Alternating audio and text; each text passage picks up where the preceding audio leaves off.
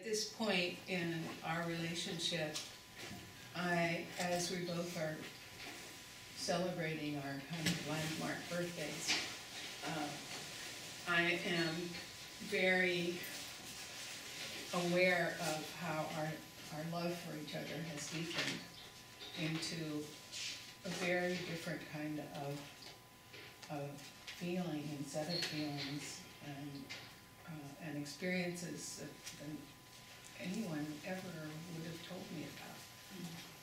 And I feel very grateful every day for that.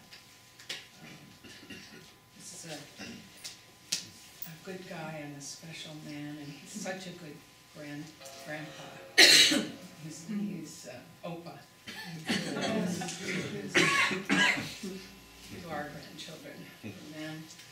And I used yoga in conjunction with the Lamaze method of childbirth preparation to prepare for the birth of my first child. And this, I've gone back into my notebooks of Joseph's class, and I've seen that I took very detailed notes about the Kundalini and about the chakra system and the Shakti and all of this, but it never occurred to me that this could be an experience of a Western housewife and mother. It didn't connect at all. And lo and behold, in the final stages of a drug-free birth with my son,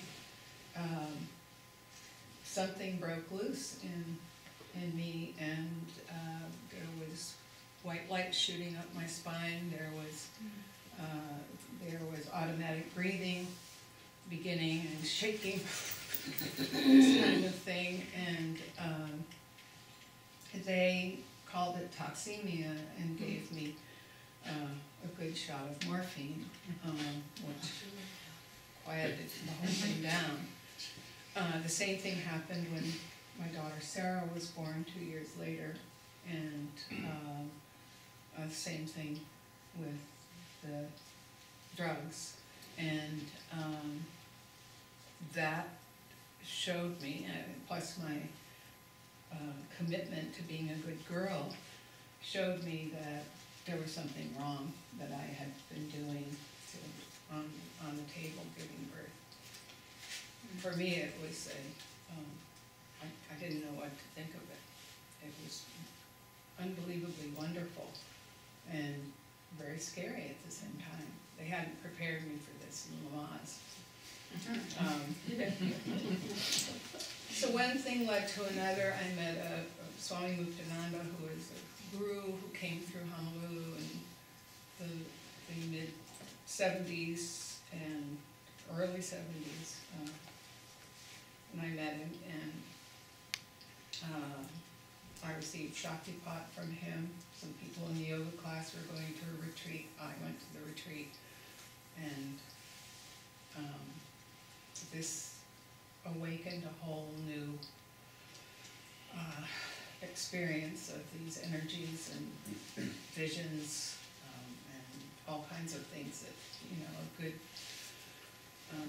a good girl does not experience. And, you know, I was the headmaster's wife, and this was not in the course description.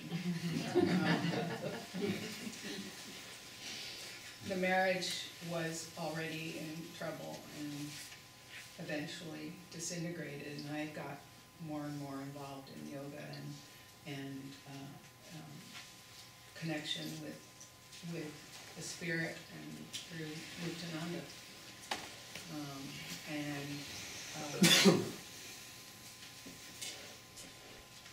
There was a car accident in which I lost a toe, just as everything else was going down the drain. My marriage, you know, the credit cards, I had to cut up in front of him, and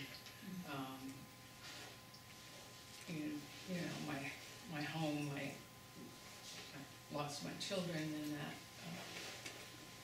divorce, and and then part of my body as well. And I just, what is this that's happening to me? Everything there's these two sides. Everything that I've been connected to is going down the drain, and yet I'm having this amazing experience around every time I chant or meditate, or not, just being and doing my yoga.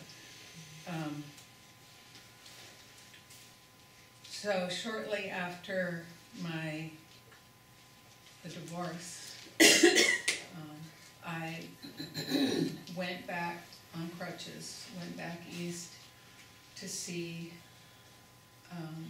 some family and friends, just try to get my head on straight, to try to understand some of what was going on and try to establish a place for myself, and where I could bring the kids and have a place for them to come. It was a real home. And I had the bright idea to go see Joseph Campbell, and so I called him up and I said, there's some things going on in my life, I would really like to talk with you about it. And we ended up having dinner in a little Italian restaurant in New York, and then going back to his apartment where he lived with Jean. And he said to me, I don't really know what you're talking about. I like to keep my feet on the ground, firmly on the ground, and he did. But I know someone out in Big Sur who would probably be able to understand what you're going through. His name is Stan Grof, and when you go out to California, you should see him. So Joseph picked up the phone and called, and we were introduced by phone. So Joseph was our Cupid.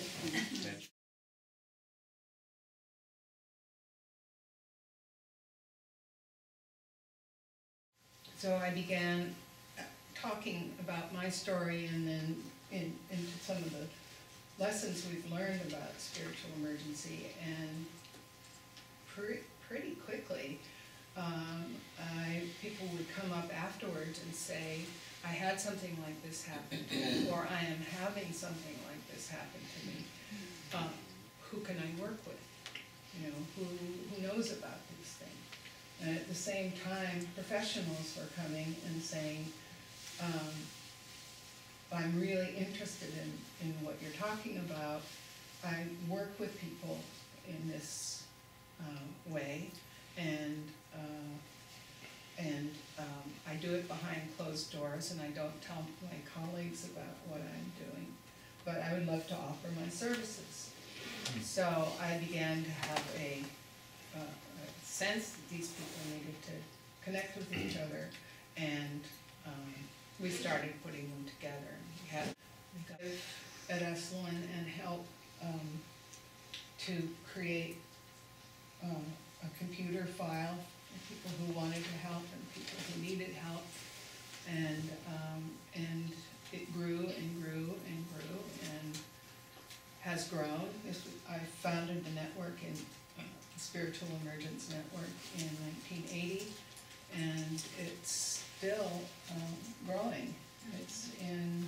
We don't have a home for it right now in the United States, but there are people doing the work in a lot of places around the world.